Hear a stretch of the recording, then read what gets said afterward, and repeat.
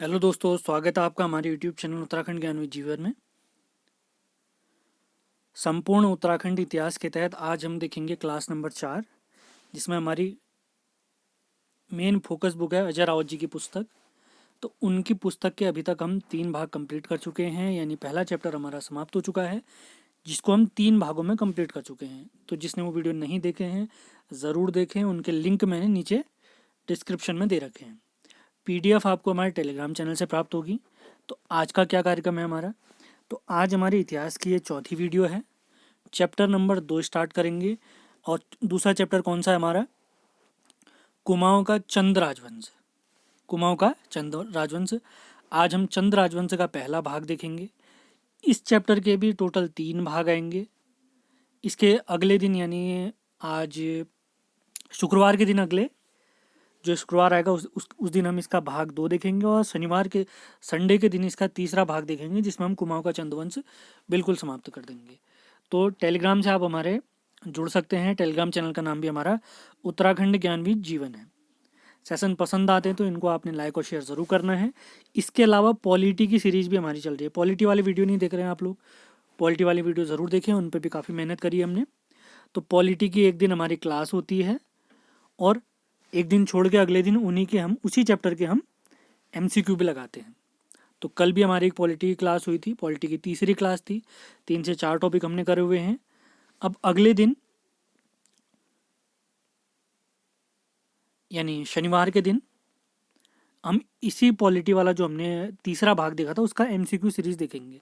बहुत इंपॉर्टेंट सवाल होने वाले हैं, तो लगातार चैनल से बने रहें, इसी प्रकार वीडियो देखते रहें। सेशन पसंद आते तो इनको लाइक और शेयर करना बिल्कुल ना भूलें। ये सीरीज़ हमारी लगातार चलती रहेगी, मैंने आपको बता रखा है। आप ये हमारी बुक का कवर देख सकते हैं, जो हमारी अजय रावत जी की बुक है। बुक का नाम उत्तराखंड का समग्र राजनीतिक इतिहास है। बहुत आसानी से आपको समझाया जाएगा। और इसका हम इंडेक्स देखते हैं तो आप देख चुके हैं, ये पहला चैप्टर हम कर चुके हैं। उत्तराखंड एक परिचय, ये कितने भागों में करा है हमने? ये 3 भागों में हमने करा है। आज से हम स्टार्ट करेंगे कुमाऊं का चंद राजवंश से। तो लगातार आपने वीडियो देखने हैं, और इसके बाद परमार राजवंश भी। ये सारी क्लास हम देखने वाले हैं। टोटल 9 चैप्टर होने वाले हैं। अभी दूसरा चैप्टर हमारा चल रहा है 2 वीडियो में। इसके बाद 2 वीडियो और आएंगे, इसी के साथ हमारा ये चैप्टर भी समाप्त हो जाएगा। तो टाइम वेस्ट न करते हुए स्टार्ट करते हैं। टेलीग्राम से पीडीएफ डाउनलोड करने में समस्या होती है, नहीं हो पाता है, तो आप हमारे इस नंबर पर संपर्क कर सकते हैं 7895127508। ये मेरा पर्सनल नंबर है 7895127508। केवल व्हाट्सएप में मैसेज करें, कॉल रिसीव नहीं हो पाएगी। तो स्टार्ट करते हैं कुमाऊं का चंद राजवंश। तो अलग अलग इतिहासकारों ने इस राजवंश के जो संस्थापक हैं वो अलग अलग माने हैं, तो उन्हीं के बारे में हम सारे पॉइंट देखने वाले हैं। तो पहला पॉइंट है, एटकिंसन के अनुसार इस वंश के संस्थापक कौन हैं? सोमचंद हैं। बद्रीदत्त पांडे हमारे कुमाऊं की स्त्री जी, वे भी कहते हैं कि इस राजवंश यानी चंद राजवंश के संस्थापक सोमचंद जी हैं। सोमचंद ने सुयो यानी चंपावत नामक स्थान पर राजबुंगा का किला बनाया था। अब सोमचंद कैसे आए, क्या है, इसके बारे में जानकारी आपको दे देंगे। मान्यता है कि सोमचंद बद्रीनाथ की यात्रा पर आए थे, और बद्रीनाथ यात्रा के समय इस क्षेत्र के राजा थे। तो इस क्षेत्र के जो राजा थे उन्हीं राजा ब्रह्मदेव माने जाते हैं। तो वे जो राजा हैं उनको ये हमारे सोमचंद जी काफ़ी पसंद आए थे। तो ये राजा ने अपनी पुत्री का विवाह हमारे सोमचंद जी से कर दिया था, और उन्हें सुयो वाला क्षेत्र, जो सुयो चंपावत वाला क्षेत्र है, वो क्षेत्र दहेज में दे दिया था, जहाँ पर हमारे सोमचंद जी ने अपनी राजधानी बनाई, जिसे हम राजबुंगा का किला भी कहते हैं। अब एटकिंसन जी सोमचंद जी के बारे में क्या कहते हैं, वही पॉइंट देख लेते हैं। एटकिंसन जी के अनुसार सोमचंद कन्नौज नरेश के भाई थे, जबकि इलियट के अनुसार, इतिहासकार इलियट के अनुसार, कुमाऊं के राजा स्वयं को कन्नौज के राजा चंद्रपाल या चंदपाल का वंशज बताते हैं। अब बीडी पांडे जी क्या कहते हैं? बद्रीदत्त पांडे जी के अनुसार सोमचंद झूसी इलाहाबाद के राजपुत्र थे। झूसी एक स्थल है हमारे इलाहाबाद उत्तर प्रदेश में, वहाँ के राजपुत्र मानते हैं हमारे बीडी पांडे जी इनको। अब देखते हैं कुछ इतिहास। अभी ये इतिहासकार जैसे हमने एटकिंसन देखे, इलियट देखे, हमारे बीडी पांडे जी देखे, ये कहते हैं कि चंद वंश के संस्थापक हमारे सोमचंद जी हैं। अब कुछ इतिहासकार थोहरचंद जी को इस वंश का संस्थापक मानते हैं। अब वो कौन कौन से इतिहासकार हैं, अब ऐसा क्यों मानते हैं, ये आगे हम देखने वाले हैं। थोहरचंद को चंद वंश के संस्थापक के रूप में तो डब्ल्यू फ्रेजर हैं, इनकी किताब है report on Kumaon and Garhwal 1813 की। इस किताब में वे हर्षदेव जोशी के विवरण के आधार पर बताते हैं कि चंद वंश के संस्थापक थोहरचंद रहे। जबकि सीरियल क्रम के हिसाब से देखें तो ये 23वें राजा होते हैं, आगे हम पढ़ने वाले हैं। अब फ्रांसिस हैमिल्टन भी हैं एक इतिहासकार, इनकी पुस्तक का नाम है किंगडम ऑफ नेपाल 1881 की इनकी पुस्तक है। इस पुस्तक में भी हैमिल्टन जी चंद वंश का संस्थापक थोहरचंद जी को मानते हैं और ये बताते हैं कि थोहरचंद जी का राज्यारोहण 1261 या 62 के बीच में हुआ था। तो सोमचंद जी इस वंश के राजा हैं या संस्थापक हैं, इसके बारे में कहते हैं हमारे एटकिंसन जी, बी डी पांडे जी और इलियट जी। और जबकि थोहरचंद को राजा बताते हैं डब्ल्यू फ्रेजर, फ्रांसिस हैमिल्टन और हर्षदेव जोशी जी। उम्मीद है सारे पॉइंट आपको क्लियर हुए होंगे। तो अब देखते हैं कुछ अन्य महत्वपूर्ण फैक्ट। चंद वंश के वास्तविक संस्थापक माने जाते हैं सोमचंद जी। बी डी पांडे जी के अनुसार चंद वंश की स्थापना सन 700 ईस्वी में हुई थी।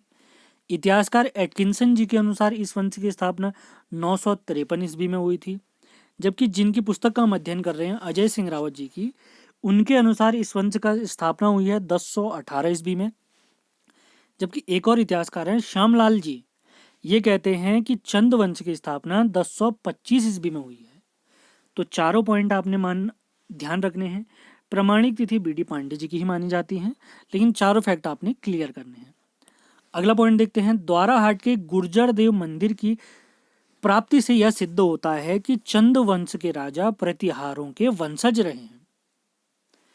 और इतिहास में झूसी इलाहाबाद को चंद्रवंशी राजाओं की राजधानी प्रतिष्ठान कहा गया है। ये फैक्ट भी काफ़ी महत्वपूर्ण है। सारे फैक्ट आपने बहुत ध्यानपूर्वक सुनने हैं और जो कहानी आपको बताई जाएगी उसको भी आपने सुनना है। अब कुछ अन्य महत्वपूर्ण फैक्ट की तरफ चलते हैं, उसके बाद फिर राजाओं का क्रम देखना स्टार्ट करेंगे हम। चंद वंश का मूल धार्मिक स्थल जागेश्वर को माना जाता है और इनका जो शवदाह गृह जहाँ दफनाया जाता था या जलाया जाता था या मुखाग्नि दी जाती थी, जागेश्वर को माना जाता है स्थल। कुमाऊनी कला में खसिया राज को कुमाऊनी कला का स्वर्णकाल कहा जाता है। चंद वंश के कुल कितने राजा हुए हैं? 61 राजा हुए हैं, याद रखें सभी लोग, काफी इंपॉर्टेंट फैक्ट। नित्यानंद मिश्र जी ये उत्तराखंड के पुरातत्वविद और इतिहासकार थे। इन्होंने वैज्ञानिक आधार पर चंद वंश के 4 ताम्र पत्रों का संपादन किया है, यानी उनका अर्थ निकाला इन्होंने। चंद वंश से रिलेटेड एक पवाड़े पढ़ेंगे हम, अगले वीडियो में आने वाले हैं इनके बारे में। तो पवाड़े शब्द का अर्थ होता है लोक गाथाएं। चंद वंश की प्रारंभिक राजधानी चंपावत थी, जबकि बाद में इनकी राजधानी बनी है अल्मोड़ा। चंद वंशों का जो राजमहल है इसे चौमहल कहा गया है। चंद राजाओं की वंशावली एक पुस्तक है मानोदय काव्य, इससे पता चलता है इनकी वंशावली। आप लोग के लिए एक सवाल है, आपने बताना है ये जो मानोदय काव्य हमारी पुस्तक है इसके लेखक आपने बताने हैं कि इसके लेखक कौन है। तो कमेंट बॉक्स आपके लिए ओपन है, आप ज़रूर लिख के बताएं। तो अब स्टार्ट करते हैं सोमचंद जी के बारे में, जिनका समय आपको 1018 से 1046 के बीच में है। अब इनसे रिलेटेड प्रमुख फैक्ट देखते हैं। चंद वंश का वास्तविक संस्थापक माना जाता है इन्हें। ये शिवजी के उपासक थे।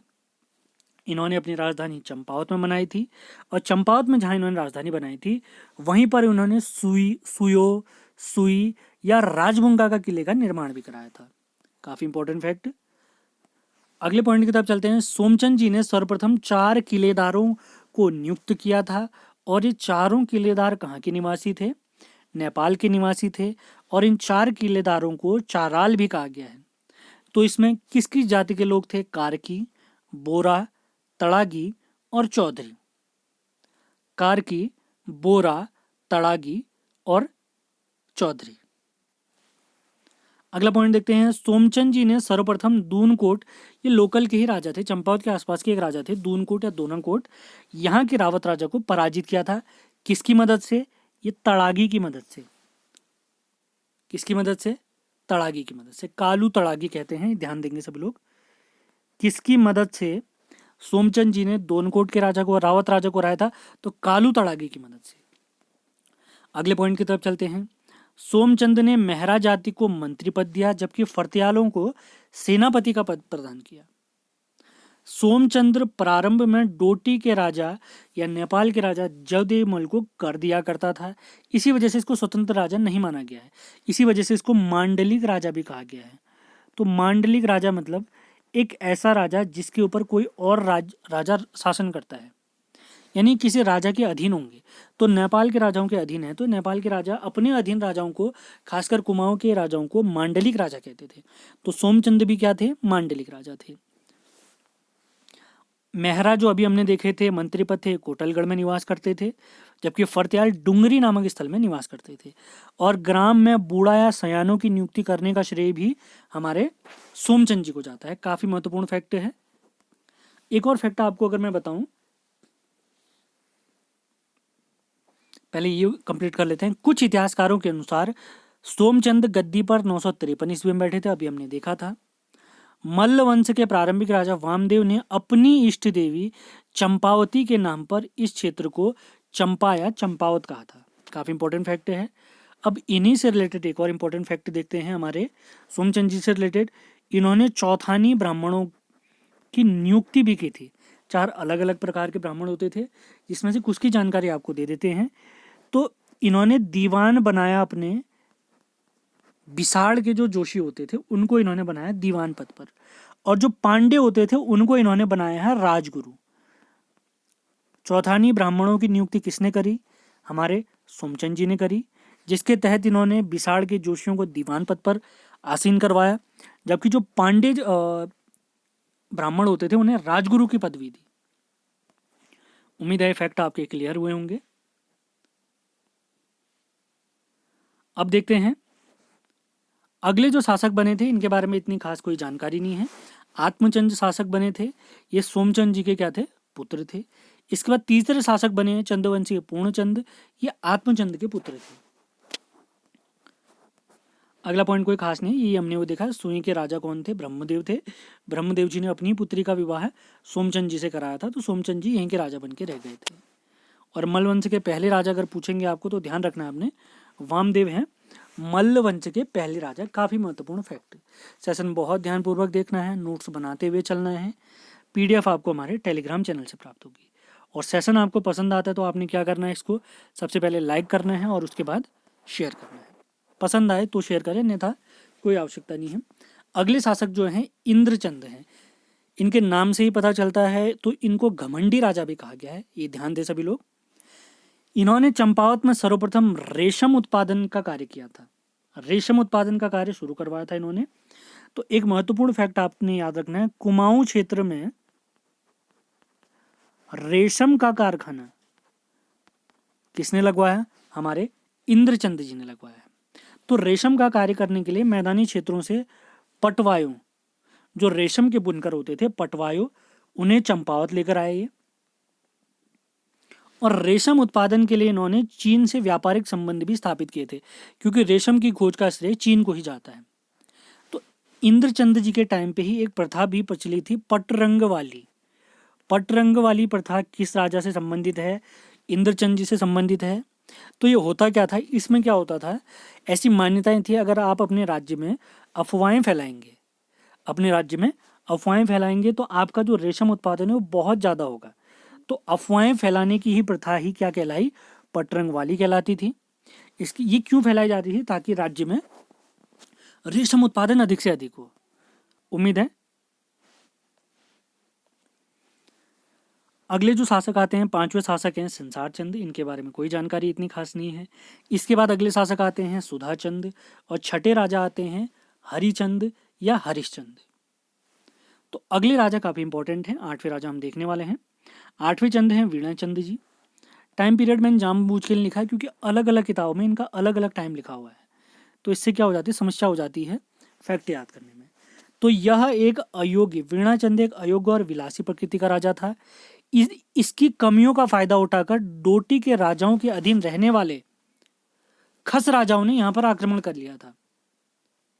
तो पहला खस राजा कौन बना? यहाँ का जो खस राजा बना उसका नाम है बिजड़।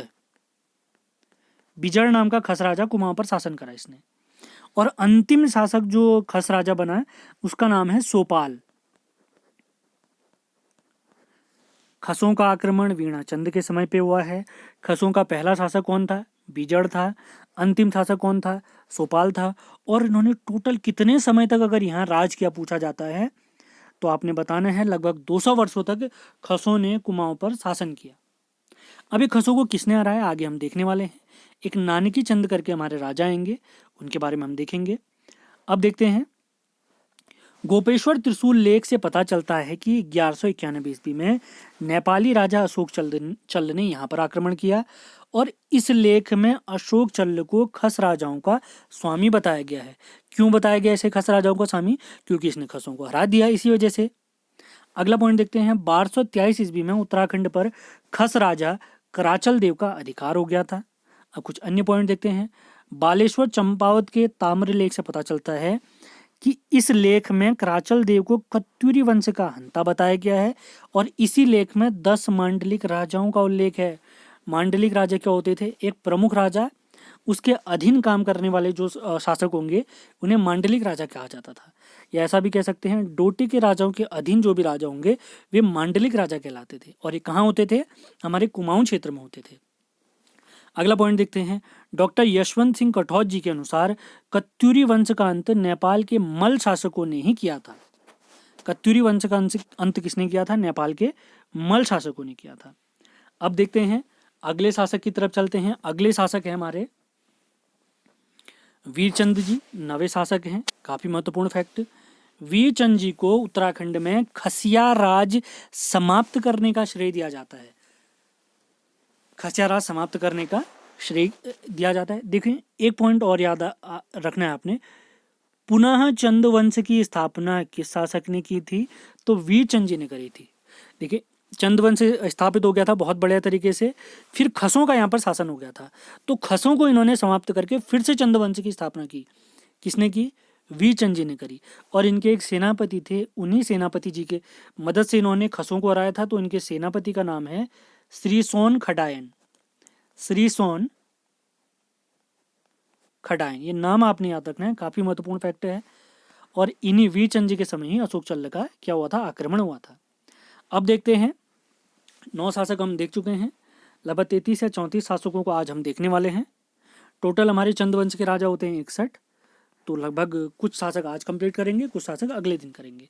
तो 10वें शासक बनते हैं रूपचंद जी, 11वें शासक हैं लक्ष्मीचंद, 12वें शासक बनते हैं धर्मचंद जी, 13वें शासक हैं कर्मचंद, 14वें शासक हैं कल्याणचंद, 15वें शासक हैं निर्भय चंद, 16वें शासक नरचंद, 17वें शासक हैं नानकी चंद। नानकी चंद काफी महत्वपूर्ण फैक्ट है, ये याद रखना है आपने। इसी के समय पे खसिया राज समाप्त भी हुआ था, ये याद रखना है आपने। या अशोक चल्ल का आक्रमण भी आप याद रख सकते हैं। अगले शासक हैं रामचंद, अगले शासक हैं भीमक चंद, 20वें शासक हैं मेघचंद और 21 यानी 21वें शासक हैं ध्यानचंद जी। 22वें शासक अगर पूछा जाए तो 22वें शासक हैं पर्वत चंद।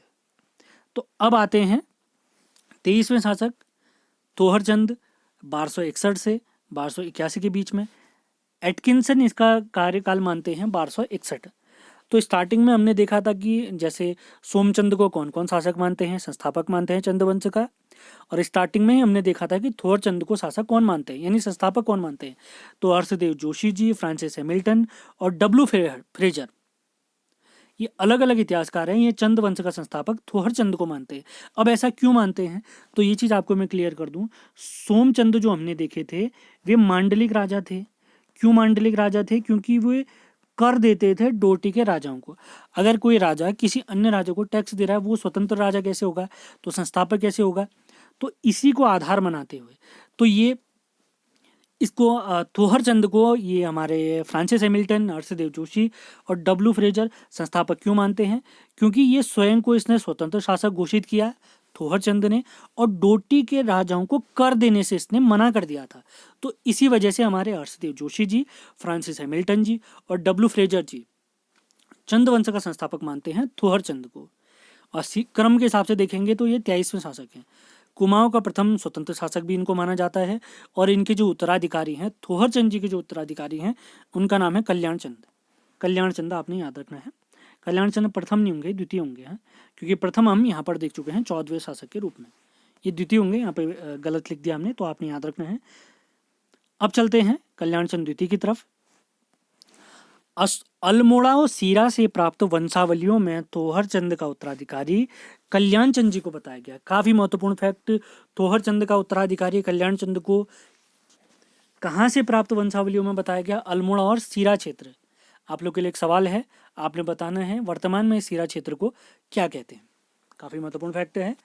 अगला पॉइंट देखते हैं, चंपावत से प्राप्त गरुड़ ज्ञानचंद के साके के लेख 1384 से पता चलता है कि ज्ञानचंद के पितामह या दादाजी कल्याण चंद प्रथम थे।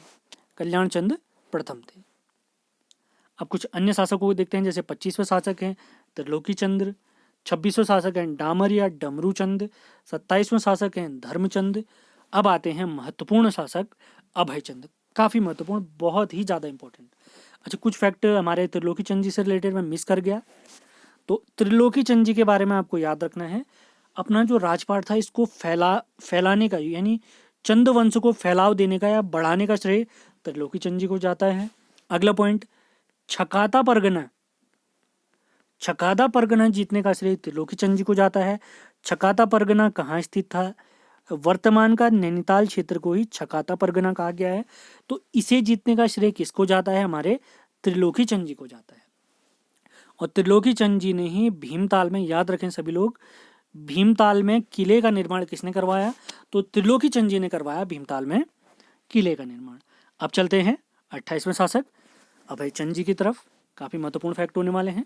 सेशन बहुत ध्यानपूर्वक देखिए, आपको सारी कहानी याद होने वाली है, सब कुछ पढ़ाया जाएगा, बहुत बढ़िया तरीके से पढ़ाया जाएगा। आपने क्या करना है, सेशन बहुत ध्यानपूर्वक देखना है, नोट्स बनाने हैं, पीडीएफ टेलीग्राम से डाउनलोड करनी है। उसके बाद सेशन पसंद आते तो लाइक करना है और उसको शेयर करना है, और शेयर उनसे ज़रूर करें जो तैयारियों में लगे हुए हैं। अभी हमारी परीक्षाओं को समय है, तो इसी वजह से बहुत बढ़िया से समझाते हुए हम आपको चल रहे हैं। पॉलिटी की सीरीज भी हमारी चल रही है लगातार इसी के साथ साथ, और उत्तराखंड की इतिहास सीरीज भी चल रही है। तो आपने लगातार इन सेशन को फॉलो करना है। क्लास का टाइम मैं आपको बता चुका हूँ। तो अगले शासक की तरफ चलते हैं। 28वें शासक अभय चंद। चंद वंश के ये पहले शासक हैं जिनके विषय में प्रामाणिक जानकारी इनके अपने ही अभिलेखों से प्राप्त होती है। तो पहले शासक कौन है जिनकी जानकारी उनके अपने स्वयं के ही अभिलेखों से प्राप्त होती है? तो ये है हमारे अभय चंद जी। तो अभय चंद जी से संबंधित जो अभिलेख है मानेश्वर नौला चंपावत से प्राप्त हुआ है, इनसे संबंधित अभिलेख। इसकी खोज का श्रेय हमारे राम सिंह जी को जाता है, जो हमारे पिथौरागढ़ के एंचोली के निवासी हैं। पिथौरागढ़ मुख्यालय से 1 किलोमीटर की दूरी पर ही हमारा एंचोली पड़ता है। तो वहीं के हमारे निवासी हैं राम सिंह जी। इन्होंने ही खोजा है अभय चंद जी से रिलेटेड अभिलेख। इनसे रिलेटेड एक अन्य अभिलेख भी है, चौकिली बोरा अभिलेख। ये मंदिर अभिलेख है चंपावत का, काफ़ी इंपॉर्टेंट। और अभय चंद जी का निधन माना जाता है कि 1365 के आसपास इनका निधन हुआ है अभय चंद जी का। उम्मीद है सारे पॉइंट आपको क्लियर हुए होंगे। अब चलते हैं मोस्ट इंपॉर्टेंट शासक गरुड़ ज्ञानचंद जी से के बारे में जानकारी लेते हैं। इनका टाइम पीरियड 1365 से 1420 के बीच में माना जाता है, और चंद वंश के सबसे लंबे समय तक शासन करने वाले शासक हैं ये, और पहले शासक हैं ये जो दिल्ली के शासक से भी मिले थे। तो ये सारी जानकारी हम पढ़ने वाले हैं, बिल्कुल चिंता न करें। तो इनके बारे में जो जानकारी है हमारे गरुड़ ज्ञानचंद जी के बारे में, अभय चंद जी की संतान न होने के कारण अगले शासक जो बने ज्ञानचंद जी बने। इनका राज चिन्ह गरुड़ माना जाता है, और इनके सेनापति हैं नीलू कठायत जी। मोस्ट इंपॉर्टेंट, मोस्ट से मोस्ट इंपॉर्टेंट, अभी इनके बारे में बहुत इंपॉर्टेंट जानकारी आपको देने वाला हूं मैं। इन्होंने अपने सेनापति नीलू कठायत जी को कुमैया खिल्लत की उपाधि दी। क्यों दी? क्योंकि हमारे नीलू कठायत जी ने गरुड़ ज्ञानचंद जी के लिए तराई वाला क्षेत्र जीता था। तो नीलू कठायत किसके सेनापति हैं? हमारे गरुड़ ज्ञानचंद जी के हैं। नीलू कठायत जी की उपाधि क्या है? कुमैया खिल्लत है। क्यों है? क्योंकि इन्होंने तराई वाला क्षेत्र जीता था। इनके काल से यानी गरुड़ ज्ञानचंद जी से रिलेटेड 12 से अधिक अभिलेख प्राप्त हो चुके हैं। इनके तत्कालीन दिल्ली के शासक थे फिरोज शाह तुगलक, और फिरोज शाह तुगलक या दिल्ली के शासक से मुलाकात करने वाले चंद वंश के पहले शासक भी कौन है? हमारे गरुड़ ज्ञानचंद जी है। फिरोज शाह जी ने खड़गू नामक व्यक्ति के अधीन तराई क्षेत्र को ज्ञानचंद जी को दे दिया था। कब? 1380 में। याद रखेंगे, काफी इंपॉर्टेंट फैक्ट है। और इस घटना का उल्लेख, जो हमने ये तराई वाला क्षेत्र की घटना देखी, इस घटना का उल्लेख और हमारे ज्ञानचंद जी फिरोज शाह तुगलक से मिले हैं, ये सारी घटनाओं का उल्लेख एक पुस्तक है तारीख ए मुबारक शाही, इस पुस्तक में प्राप्त होता है। काफ़ी महत्वपूर्ण फैक्ट, फिरोज शाह तुगलक जी से हमारे ज्ञानचंद जी मिले थे, तो ऐसा मान्यता है कि इन्होंने एक तीर के निशाने से गरुड़ को मारा था। तो हमारे फिरोज शाह ने ज्ञानचंद जी को गरुड़ की उपाधि दी थी, ऐसा हम मान सकते हैं। वैसे हम देखते हैं कि चंद वंश की जो राज चिन्ह है वो गाय है, लेकिन किस शासक का राज चिन्ह गरुड़ है अगर पूछा जाता है तो हमने बताना है कि गरुड़ ज्ञानचंद जी का जो राज चिन्ह है वो क्या है, गरुड़ है। अब इनसे रिलेटेड कुछ अन्य जानकारी भी लेते हैं। सोर या पिथौरागढ़ का विजेता ज्ञानचंद जी को बताया गया है। मझेड़ा ताम्रपत्र जो अल्मोड़ा से प्राप्त होता है, इसमें ज्ञानचंद जी को श्री राजा विजय ब्रह्म कहा गया है। सेरा खड़कोट पिथौरागढ़ ताम्रलेख में से हमारे ज्ञानचंद जी को राजाधिराज महाराज कहा गया है। और चंद वंश में सर्वाधिक समय तक शासक करने वाले शासक भी गरुड़ ज्ञानचंद जी हैं। अगला पॉइंट देखते हैं, गोवत्सा अभिलेख जो कनाली छिना में है, जिसे गोबासा अभिलेख भी कहा गया है। इस अभिलेख के अनुसार 1418 में ज्ञानचंद जी ने पिथौरागढ़ का कुजौली गांव देवराजा को दान में दिया था। देवराज तिवारी जी को दान में दिया था इन्होंने कुजौली गांव। अगला काफी महत्वपूर्ण फैक्ट, नीलू कठायत का दुश्मन किसे माना जाता है, श्री जस्सा कमलेखी। अब इन दोनों की कहानी मैं आपको बताता हूं। तो ज्ञानचंद जी के जो सेनापति हैं उनका नाम क्या है, नीलू कठायत। और एक और अन्य दरबारी हैं हमारे ज्ञानचंद जी के, श्री जस्सा कमलेखी। तो ये कहानी बहुत ध्यानपूर्वक सुने आप लोग। तो मैंने आपको बताया था इनको नीलू कठायत जी को कुमैया खिल्लत की उपाधि हमारे ज्ञानचंद जी ने दी थी। क्यों दी थी, क्योंकि ये तराई का क्षेत्र जीते थे। तो ऐसा कहते हैं कि इनकी कीर्ति से ये बहुत दुखी हो गए थे, ये जलने लग गए थे श्री जस्सा कमलेखी जी। तो इन्होंने राजा के कान भर दिए कि भैया ये इतना प्रतापी शासक है कि ये आपको भी आपके राज्य से हटा सकता है, तो ऐसा करिए इसको तराई वाले क्षेत्र में भेज दीजिए। अब उस समय क्या था, तराई वाला क्षेत्र राजा श्री जस्सा कमलेखी के कहने पर भी आ गए और हमारे नीलू कठायत जी को तराई भेजने का उन्होंने आदेश दे दिया। अब तराई में समस्या क्या थी, उस समय इतना रचा बसा क्षेत्र नहीं था और महामारी वाला क्षेत्र भी था, ऐसा माना जाता है। तो राजा के इस निर्णय से काफ़ी परेशान हो गए थे, यानी राजा से नाराज हो गए थे हमारे नीलू कठायत जी। तो राजा को खूब सुना दिया इन्होंने अपनी सभा में, और श्री जस्सा कमलेखी को भी बहुत कुछ सुना दिया इन्होंने, यानी राजा से बहुत नाराज हो गए थे हमारे नीलू कठायत जी। अब इस बारे में जानकारी की राजा से, राजा के साइन का राजा का इन्होंने विरोध कराया और श्री जस्सा कमलेखी का इन्होंने अपमान किया है। ये बात पता चली नीलू कठायत जी की पत्नी को।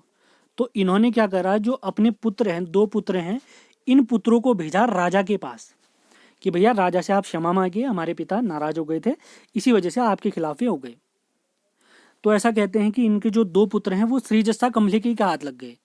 तो श्री जस्सा कमलेखी ने क्या करा, जो श्री जस्सा था इसने ये जो हमारे नीलू कठायत जी के पुत्र हैं इनको अपने पास रख लिया और तुरंत राजा के पास चला गया। तो उसने क्या कहा, राजा से कह दिया कि जो इसके 2 पुत्र हैं, नीलू कठायत के 2 पुत्र आपको मारने के लिए आ रहे हैं। तो राजा के कान भर दिए। तो राजा से दुखी हो गया। तो राजा ने क्या करा, नीलू कठायत के दोनों पुत्रों को मरवा दिया। तो इससे नीलू कठायत जी बहुत आहत हुए। तो वे श्री जस्सा कमलेखी और गरुड़ ज्ञानचंद जी को मारने के लिए दौड़े। तो इन्होंने क्या करा, श्री जस्सा को तो मार दिया, लेकिन अपने राजा गरुड़ ज्ञानचंद जी को उन्होंने नहीं मारा, क्योंकि वे शासक हैं, वो राजभक्त माने जाते थे हमारे नीलू कठायत जी।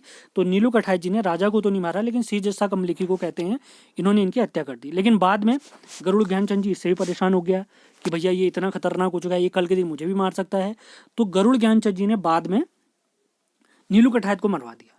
तो ये थी इनकी संपूर्ण कहानी। उम्मीद है सारे पॉइंट आपको क्लियर होंगे, कहानी आपको समझ में आई होगी। तो 30वें शासक बने हैं हरिहर चंद। अगले शासक आते हैं, इनसे रिलेटेड काफ़ी महत्वपूर्ण फैक्ट हैं, उद्योतचंद या उद्यान चंद। इन्होंने बालेश्वर मंदिर चंपावत का जीर्णोद्धार कराया। और किसका सहयोग लिया इन्होंने, कुंज शर्मा तिवारी का सहयोग से इन्होंने बालेश्वर मंदिर चंपावत का जीर्णोद्धार कराया। उद्योतचंद कौन है, ये ज्ञानचंद जो अभी हमने देखे थे, गरुड़ ज्ञानचंद जिन्होंने नीलू कठायत की हत्या भी करवाई थी, तो ज्ञानचंद के पोते थे। अब अपने जो पितामह हैं या जो इनके दादाजी हैं, अपने दादाजी द्वारा किए गए गलत काम की जानकारी इसको भी थी, क्योंकि गलत किया था इन्होंने, नीलू कठायत को मरवा दिया था, उसके 2 पुत्र भी मरवा दिए थे। तो अपने दादाजी का पश्चाताप करने के लिए उन्होंने क्या करा है, उद्यान चंद ने बालेश्वर मंदिर का जीर्णोद्धार कराया और 1 साल तक कर माफ कर दिया। जनता पर जो भी कर लगता था, इन्होंने पश्चाताप करते हुए हमारे उद्यान चंद जी ने 1 साल का बिल्कुल सारा जितना भी टैक्स जनता पर लगता था उसको माफ कर दिया था इन्होंने। तो काफ़ी इंपॉर्टेंट फैक्ट हैं। तो अगले शासक बनते हैं आत्मचंद द्वितीय, और उसके बाद 33वें शासक बनते हैं, 33rd राजा बनते हैं हरिचंद द्वितीय, हरिचंद या हरिश्चंद्र द्वितीय। तो अगले शासक की तरफ चलते हैं। आज के हम अंतिम शासक देखते हैं, इसके बाद अगले वीडियो में सारी चीज़ें हम कवर करेंगे। तो अगले शासक हैं विक्रमचंद, ये 34वें शासक हैं। 1423 में इनका राज्यारोहण हुआ, यानी शासक बने हैं, और इनके 2 ताम्रपत्र प्राप्त हुए हैं। एक तो प्राप्त होता है बालेश्वर मंदिर ताम्रलेख चंपावत का, और दूसरा प्राप्त होता है चंपावत ताम्रलेख विक्रमचंद। इसके बाद 35वें शासक आते हैं हमारे भारती चंद। तो यहाँ पर से इनके बारे में संपूर्ण जानकारी हम अगले वीडियो में देंगे। तो टोटल चंद वंश से रिलेटेड भी हमारे 3 वीडियो आएंगे। आज का हमारा वीडियो समाप्त होता है। उम्मीद है ये सेशन आपको पसंद आएगा। बहुत मेहनत से हमने ये वीडियो बना रखा है। सेशन पसंद आता है तो आपने क्या करना है, इसको लाइक शेयर ज़रूर करना है। इससे पहले उत्तराखंड के इतिहास से रिलेटेड हमारी 3 वीडियो आ चुकी हैं, तीनों वीडियो आपने देखनी है। उन 3 वीडियो में हम अजय रावत जी की जो पुस्तक है उसका पहला चैप्टर उत्तराखंड का परिचय, उत्तराखंड का प्राचीन इतिहास हम कंप्लीट देख चुके हैं। आज हमने देखा कुमाऊं का चंदवंश। तो कुमाऊं के चंदवंश का ये पहला भाग है। PDF आप कहाँ से डाउनलोड करेंगे, हमारे टेलीग्राम चैनल से प्राप्त करेंगे। और जितनी भी हमारी क्लास हुई हैं उनके लिंक, PDF, ये सारे लिंक आपको डिस्क्रिप्शन में मिल जाएंगे, और PDF आपको हमारे टेलीग्राम चैनल से मिल जाएगा। टेलीग्राम चैनल का लिंक भी मैंने डिस्क्रिप्शन में दिया हुआ है। सेशन आपको कैसा लगा, कौन सी समस्या है, कोई सवाल है, क्या पसंद आया क्या पसंद नहीं आया, वो आप कमेंट बॉक्स में लिख सकते हैं, आप ओपन हैं। तो मिलते हैं अगले वीडियो में। सेशन पसंद आता है तो लाइक और शेयर ज़रूर करें। धन्यवाद।